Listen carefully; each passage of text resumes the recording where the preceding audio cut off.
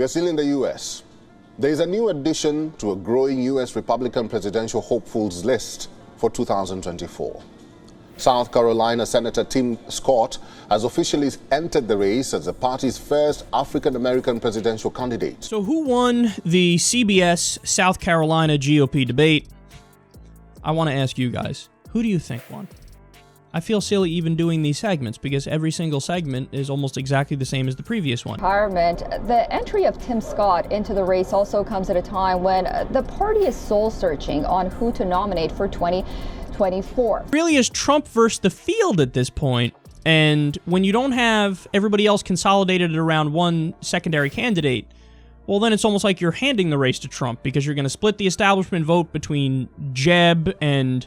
Do you know what happens when overconfidence meets reality? What happened in South Carolina wasn't just a loss, it was a complete obliteration. And the most ridiculous part, one GOP representative compared it to watching a circus explode. Stick around because the details only get crazier. Before we move on, I'd like to ask you a small favor. If you appreciate this content, please take a second to like this video and subscribe to the channel. Over 98% of you watch the videos without subscribing. It costs you nothing, but it makes a huge difference to us. So, did you click the subscribe button? Great. Thank you so much. Now, back to the video. It wasn't just a loss. It was a masterclass in humiliation. The GOP walked into South Carolina like a football team that forgot their cleats. Confident, smug, and completely unprepared for the scoreboard. Leading up to election night, Republican leaders were practically popping champagne. Polls showed a tight race. Analysts predicted a strong Republican performance. Trump has a wide edge despite his personal and professional controversies, and like so many others, Scott has been reluctant to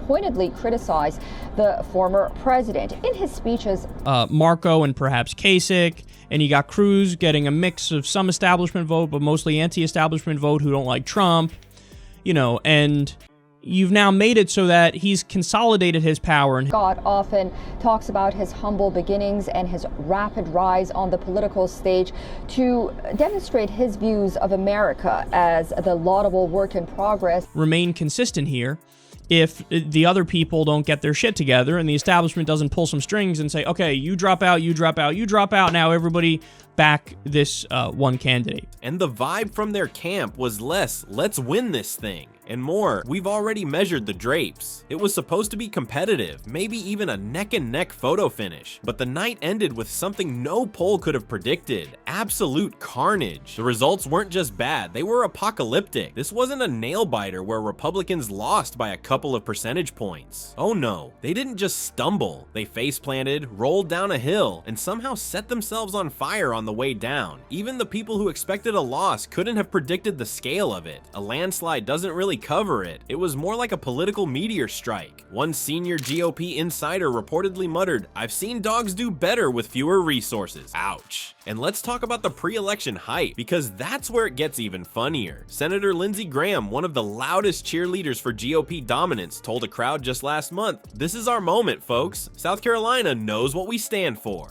Apparently what they stand for is losing, and losing hard. Meanwhile, a prominent Republican strategist appeared on national TV gleefully predicting victory and saying the Democrats would regret even entering this race. I'd ask how that aged, but I think we all know the answer. It aged like milk in the sun. Now let's break down some numbers, shall we? In one particularly brutal district, the Republican candidate lost by over 20 percentage points in a region they were projected to win. 20 points. That's not just a margin of defeat, it's an electoral spanking. Statewide, the Democratic margin of victory climbed to levels the GOP hasn't seen in decades. It's like watching someone bring a butter knife to a sword fight and then act surprised when they're left holding the handle. Even counties that were supposed to be GOP strongholds flipped in dramatic fashion. One deeply Republican county reported turnout so low, it looked like the voters just gave up and stayed home. Maybe they saw the writing on the wall better than their candidates did. By the time the results were clear, even Republican leadership seemed stunned. One campaign advisor reportedly sat staring at the results, repeating, "This can't be right," as if refreshing the page would magically deliver a different outcome. Another operative's explanation for the disaster: "Our base didn't show up." Oh, so it's the voters' fault now. That's like blaming a bad recipe on the oven. Maybe the GOP should take a closer look at what they're actually serving voters because, spoiler alert, it might not be as appetizing as they think. Let's put it this way, even seasoned Republican strategists, people who've seen it all, were left speechless. One longtime GOP analyst described the results as worse than their worst nightmare. And here's the cherry on top. In exit polls, even some Republican voters admitted they felt the party had lost touch with the issues important to them. If your own supporters are saying that, it's probably time to stop blaming turnout and start asking some uncomfortable questions. And here's the kicker. Folks, the numbers don't lie. The GOP didn't just lose by a mile. They lost by an entire marathon plus a victory lap. One particular district, which Republicans confidently declared a lock, turned out to be anything but. The Democratic challenger won it so decisively that analysts are already calling it one of the biggest upsets in recent South Carolina political history. The sheer magnitude of the blowout has Republican insiders scrambling to recover. Their big plans for a red wave in the state? Let's just say those plans are looking more like a leaky faucet. So where does this leave the GOP now? Well, they're in full-blown crisis mode. You've got party officials and donors desperately trying to spin the loss as a temporary setback, while others are outright panicking. And here's the best part. Some Republican candidates tried to frame their losses as if they were actually secret wins. You know the old saying, if you can't dazzle them with brilliance, baffle them with something else. It's honestly kind of impressive in a head-scratching kind of way, but trust me, the GOP's awkward scramble is just getting started. Next up is the world of concessions. Those cringe-worthy speeches where candidates try to act like losing wasn't a complete disaster. And spoiler alert, some of these speeches were so awkward they might actually make you feel bad for them. But don't worry, we'll get to that soon. Imagine being so unprepared to lose that your concession speech sounds like a bad open mic night. After the South Carolina blowout, some Republican candidates delivered that exact kind of tragicomic performance. They stumbled to the podium, tried to save face, and left us wondering if they'd accidentally grabbed their talking points from a self-help book. If there's one thing the GOP proved that night, it's this. Losing gracefully is not in their skill set. Take one candidate's concession speech, for instance. Instead of addressing the historic loss in their district, they began with,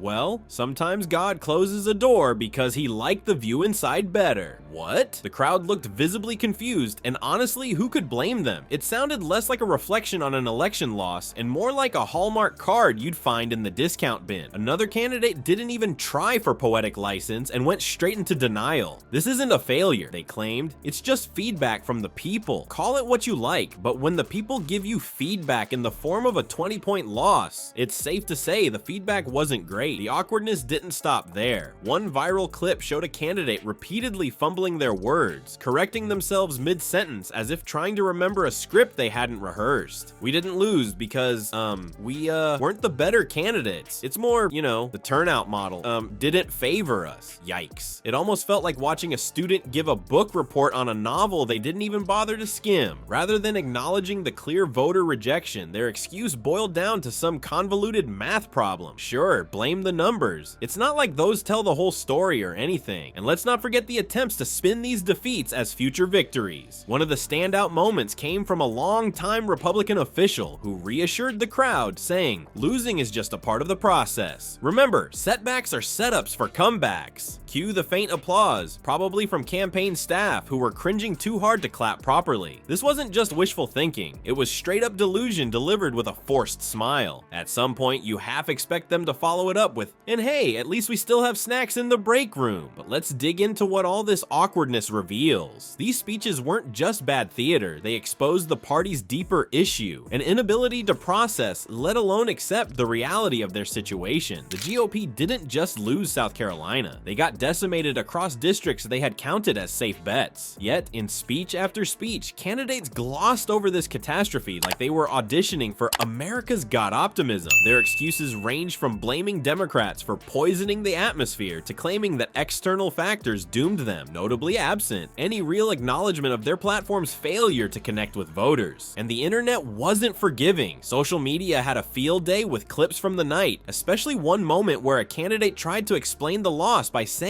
it wasn't about policies, it was about emotions. Well, congratulations on managing to insult both your strategy and the voters in one sentence. The clip went viral, with one user tweeting, translation, they they don't like us, but we refuse to stop being unlikable. And another musing, this guy's career just got hit by a reality check the size of a freight train. The ridiculous comments didn't end there. One particularly tone-deaf statement from a prominent Republican candidate became the night's most quoted disaster. Because when you lose by this kind of margin, it's not just embarrassing, it's a full-on career-threatening disaster. Let's start with South Carolina's 50th district, where Keshawn Scott, a young, relatively unknown Democratic minister, didn't just win, he absolutely annihilated his Republican opponent with a staggering 41-point victory. To put that into perspective, this district has been a solid Republican stronghold for years. Flipping it wasn't supposed to be possible, let alone by this kind of margin. And this isn't a case of Republicans facing off against some established political juggernaut. Scott's success was a direct rejection of the GOP itself, not just the candidate. If you're a Republican office holder watching this unfold, you might start questioning if voters in your district are feeling the same way. That's a terrifying thought for anyone clinging to their seat. But it's not just the losing candidate spiraling into introspection. The party leaders and big-name power players in South Carolina are suddenly facing pressure from inside their own ranks. When major donors toss millions of dollars into a campaign only to watch it go up in flames, let's just say they're not interested in hearing excuses about turnout models or God's plan. The Republican establishment is already fielding tough questions from donors. Questions like, why are we throwing money at culture war talking points when our constituents are struggling to make ends meet? Oh, and if you thought donors were frustrated now, just wait until the fundraising pitches for 2024 start landing in their inboxes. Nobody likes investing in a sinking ship, and right now, the GOP strategy looks more titanic than triumphant. Then there's the ongoing headache over what's charmingly been called the One Big Beautiful Bill Act, which was supposed to unite Republicans around a legislative victory. Instead, the bill managed to spark infighting, legislative gridlock, and a PR disaster. With its proposed Medicaid cuts and controversial provisions, the act alienated both moderate Republicans and blue-collar voters, many of whom clearly showed their disapproval by staying home or casting their ballots for Democrats. The fallout from that debacle is still rippling through South Carolina's Republican ranks, as candidates who linked themselves to the bill are feeling the heat. A career shift probably starts sounding pretty tempting when you're getting roasted by both your base and your colleagues. And the financial side of all this? It's messy, to put it mildly. Inefficient spending and losing campaigns is a recurring problem, and South Carolina's GOP track record isn't helping. Remember Jaime Harrison's 2020 Senate race, where $109 million was spent just to lose. That sting still haunts Republican leadership, and now donors are second-guessing whether their campaign dollars are being used effectively. The South Carolina blowout is reigniting those same concerns, especially after seeing Republican hopes crash so spectacularly. Without money flowing, keeping a campaign afloat gets tricky fast. Any politician relying on consistent donor support for their career is probably sweating over what this means for their future prospect. But here's what really stings for the GOP. Their messaging isn't landing, and no amount of cash can fix that overnight. The South Carolina election results revealed a stark disconnect between Republican talking points and what voters actually care about. Voters in districts like the 50th are dealing with real issues: economic strain, healthcare challenges, not endless debates about culture war rhetoric. Yet the GOP doubled down on broad ideological appeals rather than addressing the struggles in their communities. The result? A historic loss and a large batch of Republican candidates now lying in the rubble, unsure whether to try rebuilding or quietly walk away. Rumors are already flying about possible retirements. Some Republican politicians reportedly want to leave politics before the 2024 elections roll around, fearing that the South Carolina loss is a bellwether for worse defeats to come. Others are trying to pivot, which, let's be honest, is political speak for frantically scrambling to disassociate themselves from the causes of the disaster. It's not just speculation either. Sources close to the party say that several elected officials are rethinking their strategies, with some questioning whether they even want to run again. And it's not just South Carolina at stake here. The GOP's problems in the state aren't contained. They're symptoms of a larger national identity crisis. The Republican Party has become so obsessed with waging ideological battles that they've lost sight of how the electorate is shifting. It's a tough pill to swallow when voters in a former safe haven like South Carolina not only reject your platform, but do so in humiliating numbers. That kind of wake-up call can make even the most ambitious politician reconsider their path. Of course, it's easy to say this blowout is an isolated incident, but when you zoom out and consider how the GOP's culture war-obsessed strategy has turned into a punchline for many voters, it's clear that the South Carolina loss could be just the beginning. If the party doesn't reevaluate, and fast, they're not just looking at a one-time defeat, they're staring down the possibility of a full-blown collapse in their credibility with the voters they've taken for granted.